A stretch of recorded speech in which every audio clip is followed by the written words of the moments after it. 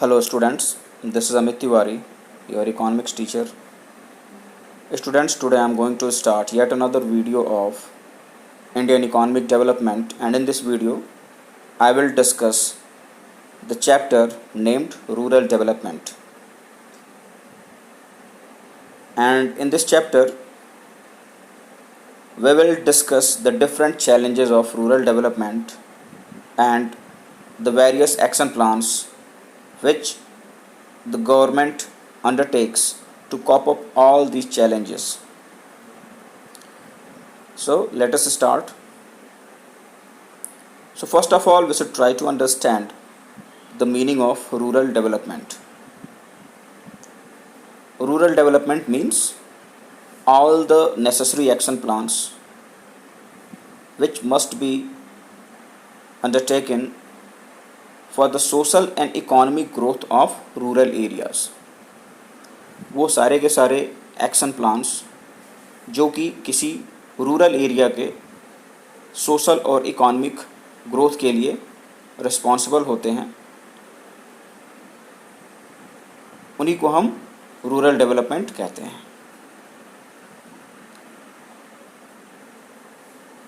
और ये जो एक्शन प्लान्स हैं ये बेसिकली दो मेजर चैलेंजेस को फोकस करते हैं. जो पहला चैलेंज है वो है प्रिंसिपल लिंगरिंग चैलेंजेस, और जो दूसरा चैलेंज है वो है इमर्जिंग चैलेंजेस. तो प्रिंसिपल लिंगरिंग चैलेंजेस का मतलब क्या है कि वो चैलेंजेस जो कि बहुत दिनों से चले आ रहे हैं और अभी भी एग्जिस्ट करते हैं.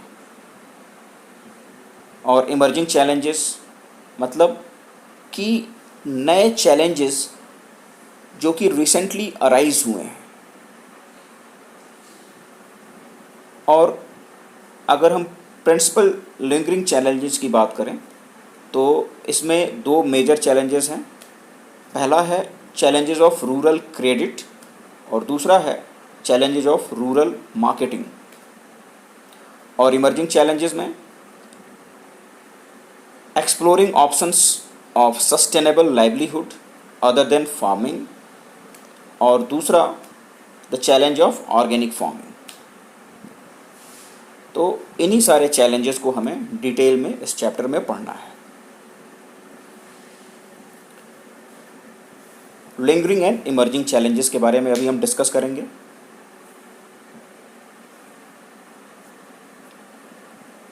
तो जो बेसिक या आप ये कहें कि जो सबसे प्रोमिनेंट रूरल चैलेंज है वो प्रिंसिपल लिंगरिंग चैलेंजेस के अंतर्गत रूरल क्रेडिट और रूरल मार्केटिंग होता है.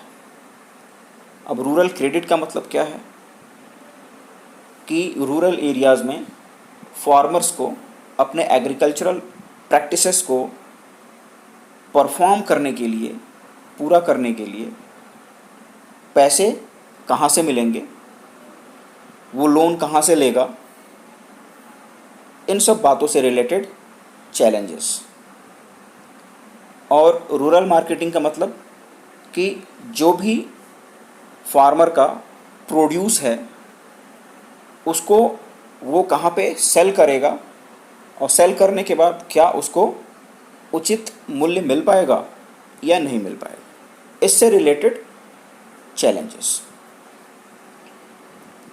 और जो प्रिंसिपल इमर्जिंग चैलेंजेस हैं इसमें option of sustainable livelihood other than farming, मतलब फार्मिंग के अलावा और क्या वो ऑप्शंस हो सकते हैं जिससे कि हम अपने या ख़ास करके जो रूरल एरियाज़ हैं उसमें जो भी सिटीजन्स हैं या जो भी रेजिडेंट्स हैं वो अपने लाइफ को भली प्रकार चला सकें.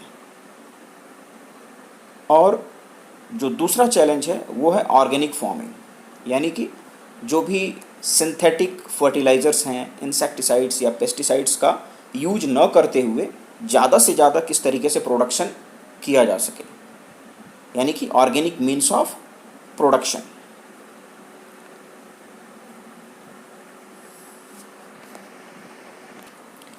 And these four challenges, like rural credit, rural marketing, option of sustainable livelihood other than farming, and organic farming, are the core elements of action plan of rural development. यही चारों चैलेंजेस जो हैं वो कोर एलिमेंट्स हैं rural development के action plan के। इन चार elements के अलावा भी कुछ एलिमेंट्स हैं जो कि रूरल डेवलपमेंट के एक्शन प्लान को इंड्यूस करते हैं, जैसे कि development of the means of transport linking rural areas with urban areas, provision of power energy for the rural areas, and permanent means of irrigation, facilities for agricultural research. So these are the other elements which also needs to be considered. और इस chapter में हम basically जो 4 challenges हैं उन्हीं को हम discuss करेंगे।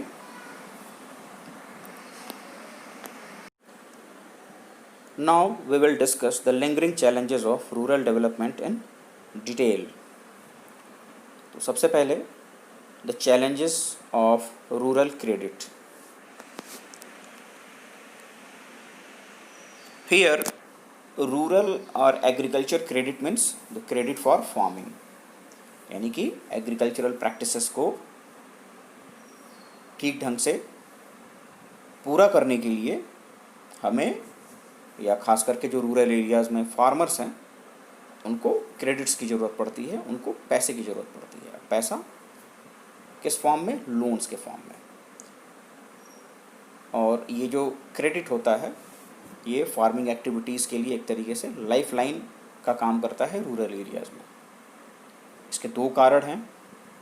पहला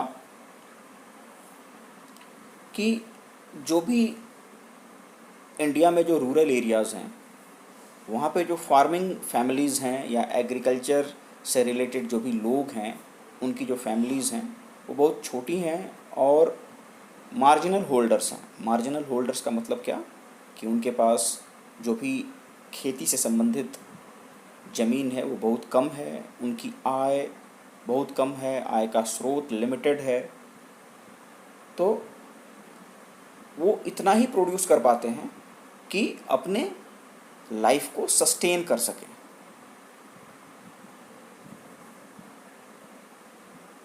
और कभी भी वो सरप्लस प्रोड्यूस नहीं कर पाते जिसको कि वो फर्दर इन्वेस्ट कर सकें अपने एग्रीकल्चरल प्रैक्टिसेस को परफॉर्म करने के लिए। तो इसलिए उन्हें क्या ज़रूरत पड़ती है? इसलिए उन्हें क्रेडिट्स लेने की ज़रूरत पड़ती है जिसको कि वो अवॉइड नहीं कर पाते। तो इस तरीके की फैमिलीज़ का परसेंटेज मैक्सिमम है रूरल एरियाज़ में जिनके पास इतनी ही खेती होती है ताकि वो उसकी उपज का इस्तेमाल अपने साल भर के कंजम्पशन के लिए कर सकें और अगले साल फिर से खेती करनी है तो इसके लिए उनके पास सफिशिएंट अमाउंट में पैसा नहीं होता है ताकि वो बीज खरीद सकें, फर्टिलाइजर्स खरीद सकें, इंसेक्टिसाइड्स पेस्टिसाइड्स खरीद सकें, एरिगेशन से रिलेटेड जो भी एक्सपेंसेस है उसको बियर कर सकें। तो ये सब कारण है कि रूरल एरियाज़ में जो भी एग्रीकल्चरल फैमिलीज़ हैं उनको क्रेडिट्स लेना पड़ता है। इसके अलावा जो लैग होता है यानी कि डिफरेंस होता है सोइंग और हार्वेस्टिंग के बीच का, ये बहुत लंबा होता है और इस पीरियड में उनको कोई आय नहीं होती है, कोई इनकम नहीं होता है, इसलिए भी उनको क्रेडिट्स की ज़रूरत पड़ती है। तो जो भी क्रेडिट रिक्वायरमेंट है इंडियन फार्मर के लिए उसको हम बेसिकली 3 कैटेगरीज में क्लासिफाई कर सकते हैं। पहला है शॉर्ट टर्म क्रेडिट, दूसरा medium term credit and third one is long term credit. एक एक करके हम इसे डिस्कस करेंगे।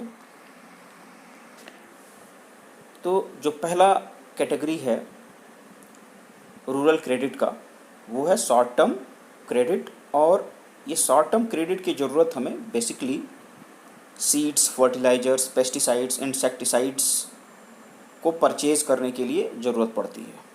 और ये सब क्या है, इनपुट हैं किस चीज़ के लिए, एग्रीकल्चरल जो भी एग्रीकल्चरल एक्टिविटीज़ हैं इसके लिए हमें सीड की ज़रूरत पड़ती है, फर्टिलाइज़र्स की ज़रूरत पड़ती है, पेस्टिसाइड्स, इंसेक्टिसाइड्स की ज़रूरत पड़ती है, और इरिगेशन से रिलेटेड जो भी एक्टिविटीज़ हैं उसमें इलेक्ट्रिसिटी की ज़रूरत पड़ती है, तो इलेक्ट्रिसिटी का बिल पे करना होता है। तो इन सब ज़रूरतों को पूरा करने के लिए शॉर्ट टर्म क्रेडिट की ज़रूरत पड़ती है। और जो भी स्मॉल और मार्जिनल फार्मर्स हैं ये हार्डली इतना बचा पाते हैं कि वो in short term credit needs को फुलफ़िल कर सकें। इस वजह से उन्हें ये शॉर्ट टर्म क्रेडिट्स लेना पड़ता है। और तकरीबन इसका जो पीरियड होता है वो 6 to 12 मंथ्स के बीच में वेरी करता है। जो दूसरी कैटेगरी है रूरल क्रेडिट की, वो है मीडियम टर्म क्रेडिट। तो मीडियम टर्म क्रेडिट की ज़रूरत हमें मशीनरीज प्रोक्योर करने की या परचेज़ करने की के लिए ज़रूरत पड़ती है, और जैसे फेंसेस वगैरह को कंस्ट्रक्ट करने की ज़रूरत पड़ती है, उस टाइम हमें मीडियम टर्म क्रेडिट की ज़रूरत पड़ती है। और अगर कुएँ वगैरह की खुदाई करनी है, कुएँ वगैरह बनवाने हैं, तो वहाँ पे भी हमें मीडियम टर्म क्रेडिट की ज़रूरत पड़ती है। इसमें पैसे की रिक्वायरमेंट ज़्यादा होती है इन सारी एक्टिविटीज़ में, इस वजह से हमें मीडियम टर्म क्रेडिट की ज़रूरत पड़ती है। और इसका जो टाइम पीरियड होता है ये 12 मंथ्स to 5 मंथ्स के बीच में वेरी करता है। जो थर्ड कैटेगरी है रूरल क्रेडिट का, वो है लॉन्ग टर्म क्रेडिट। और लॉन्ग टर्म क्रेडिट की हमें ज़रूरत पड़ती है कुछ एडिशनल लैंड वगैरह प्रोक्योर करना है, ख़रीदना है, और कुछ परमानेंट इम्प्रूवमेंट्स करने हैं अपने एग्जिस्टिंग लैंड में, तो इसके लिए हमें लॉन्ग टर्म क्रेडिट की ज़रूरत पड़ती है। और इसका टेन्योर जो है वो 5 to 20 ईयर्स के बीच में वेरी करता है। तो these are the 3 categories of rural credit. The first one is short term credit, second one is medium term credit, and the third one is long term credit.